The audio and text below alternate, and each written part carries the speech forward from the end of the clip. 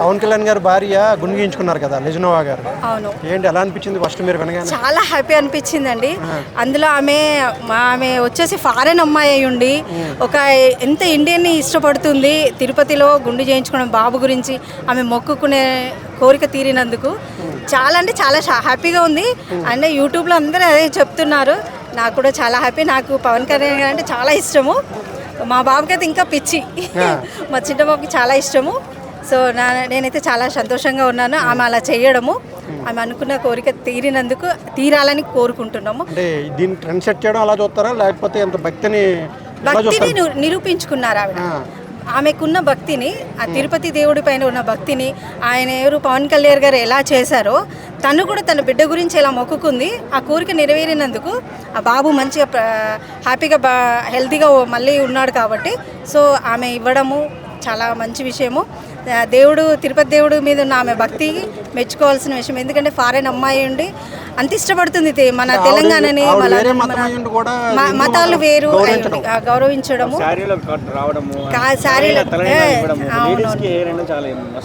ట్రెడిషనల్గా ఉండడము అనేది చాలా మంచి విషయము. ఆమెను చూస్తే కూడా చాలా బాగా అనిపిస్తుంది. పద్ధతులు కూడా చాలా బాగా పాటిస్తారు. చాలా హ్యాపీ. అన్నదానానికి 17 లక్షలు ఇవ్వడం మీరు ఎట్లా చూస్తారు? నేను 17 లక్షలు అన్నదానానికి ఇచ్చారా? Okay okay. ఇంకా ఆమెకి ఇంకా మంచి జరగాలని కోరుకుంటున్నానండి. ఓకే,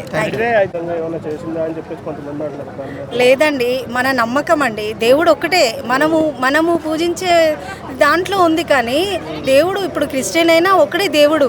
మనం మొక్కే దాంట్లోనే మనము చేంజ్ చేస్తున్నాం అందరినీ దేవుళ్ళని. కానీ దేవుడు ఒక్కడే. ఎక్కడున్నా ఆయనను మనం చేసే పనులు కూడా దేవుడు ఉన్నాడండి. ప్రతి దాంట్లో దేవుడు ఉన్నాడు.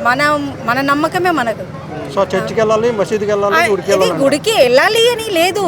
మన నమ్మకం అది. మన మనసులో మొక్కుకోవాలి. ప్రేయర్ అనేది మనం దేవుడిని మనం ఎక్కడ నిల్చుని అక్కడ మొక్కుకోవచ్చు దేవుడిని. అన్నీ లేదండి, అన్నీ వట్టి మాటలు. ఇక ఒక్కొక్కరి ఆలోచనలు ఒక్కొక్కలాగా ఉంటాయి. సో హిందుత్వం గురించి ఆమె చేసింది చాలా బాగుంది. ఆమె నమ్మకం అది. సో క్యాస్ట్ అనేది అది వేస్ట్ మాటలు అవి. ఎవరైనా ఊహించారంటారు అసలు అటువంటిది?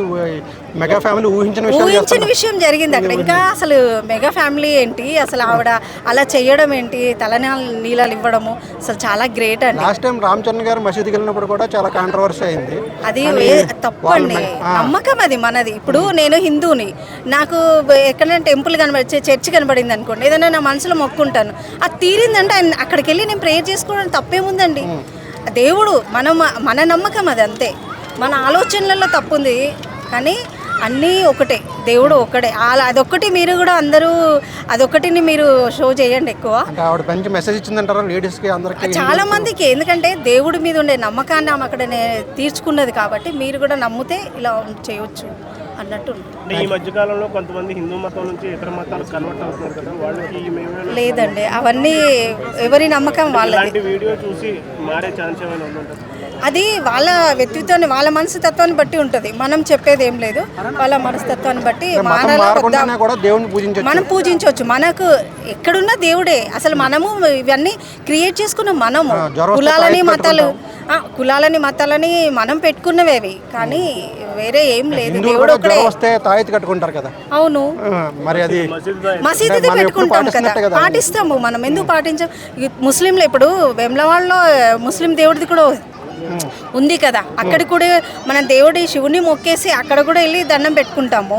పీరీల పండగకి వస్తే పీరీలు ప్రేయర్ చేసుకుంటాం. సో అది తప్పేం లేదు. మన హిందువులు అందరం కలిసి ఉన్నదే. ఇది మనం వేరే వాళ్ళు క్రియేట్ చేస్తున్నారు, అందరు చేంజ్ చేస్తున్నారు. ఏం లేదు, అందరం కలిసి ఉండడం మన నమ్మకం అది, అంతే. దేవుడు అనేది ఒక్కడే.